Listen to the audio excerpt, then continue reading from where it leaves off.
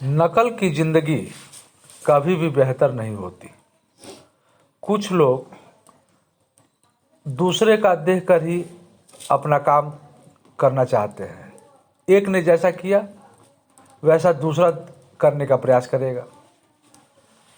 मैं आपको एक उदाहरण के द्वारा समझाने का प्रयास करूंगा जो हास्य प्रसंग होगी।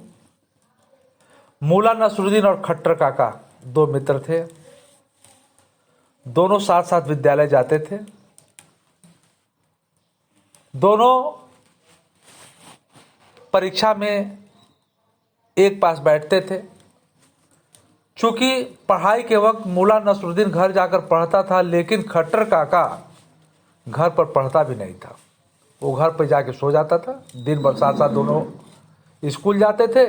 स्कूल से आने के बाद मुल्ला नसरुद्दीन घर जाकर पढ़ता था, खट्टर काका घूमता था और घूमने के बाद घर जाकर खा पी कर सो जाता था। चूंकि परीक्षा में दोनों साथ साथ बैठते थे, मुल्ला नसरुद्दीन की नकल करके खट्टर काका लिख देता था और परीक्षा में पास हो जाता था।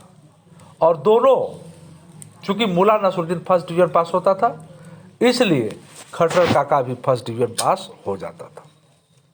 धीरे धीरे क्लास की पढ़ाई तो समाप्त हो गई। दोनों कक्षाओं में फर्स्ट आ ही जाते थे। अब बारी आई नौकरी के वक्त की। दोनों एक साथ फॉर्म भरे। खट्टर काका ने कहा कि मुल्ला अब क्या होगा, अब तक तो काम बढ़िया हम लोगों की बनती रही। तो मुल्ला नसरुद्दीन ने कहा कि जैसे अब तक बनी वैसे आगे भी बन जाएगा। दोनों चूंकि फॉर्म एक साथ भरे, रोल नंबर आगे पीछे मिल गया। मुल्ला नसरुद्दीन ने लिखा, उसी को देखकर खट्टर काका ने भी लिखा।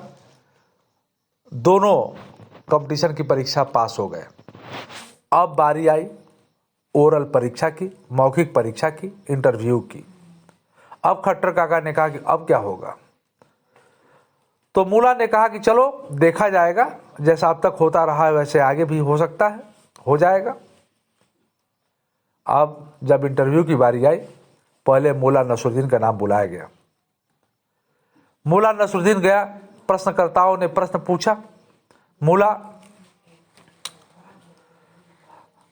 ये बताओ भारत स्वतंत्र कब हुआ था।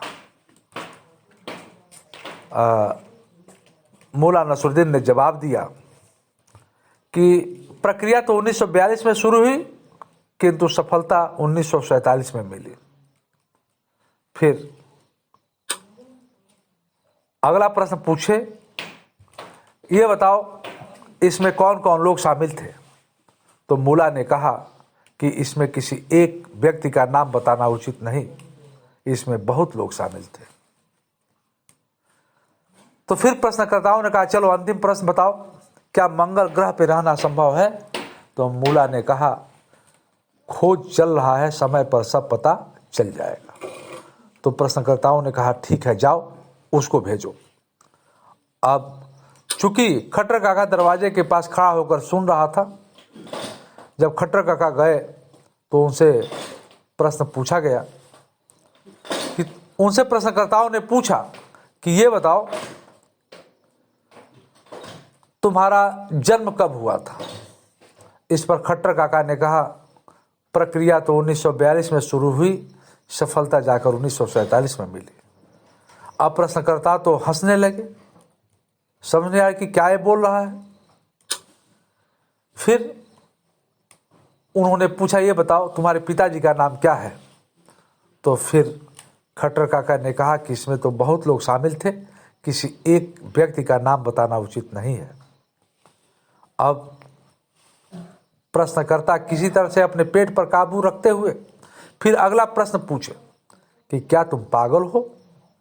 तो खट्टर काका ने कहा खोज चल रहा है, समय पर सब पता चल जाएगा। इस तरह से सज्जनों, मैं कहता हूं नकल की जिंदगी जो भी होती है वो खट्टर काका जैसी होती है। इसलिए हमें अपने जीवन में यह प्रयास करनी चाहिए कि हम जो हैं, हमको भी तो भगवान ने बेजोड़ बनाकर भेजा है, इसलिए प्रयास हमें अपने आप के लिए बेहतर ढंग से करनी चाहिए। इन्हीं शब्दों के साथ मैं अपनी वाणी को विराम देता हूँ। धन्यवाद।